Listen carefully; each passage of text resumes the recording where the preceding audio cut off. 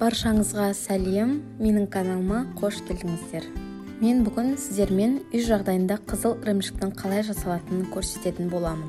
Ең алдымен сүтті ыдысқа құйып, баяу отта қайнатамыз. Мендегі сүттің көлемі 3 литрдей. Одан соң жаймен қайнаған сүттің үстіне айранды өлшеп қоямыз. Примерно 1-1,5 стакандай.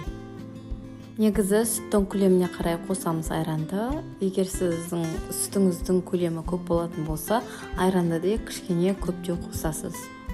Міне осылай жаймен іртік-іртік болып қайнап бастады. Осылай қатты қайнап, одан кейін астын баяулатып қоямыз 2 сағатқа. Осылай бұрқылдап қайнап жатқанда үстіне дәміне қарай қант қосасыз. Қанттың көп болып кетуде зиян болып келеді негізі, сондықтан да қантты дәміне қарай аздау қосуды ұсынамын.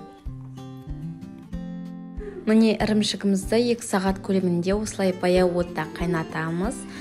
Қаншалықты көп қайнаған сайын ірімшігіміз де солай қызара бастайды. Міне 2 сағат қайнап, ірімшігіміздің түсі қызарып, суы тартылды. Енді оны жақсылап сүзіп аламыз.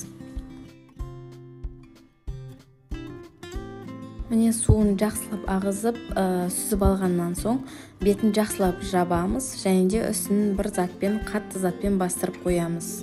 Ауыр затпен. Одан соң примерно 2-3 сағаттай тұрған соң осылай қатаяды.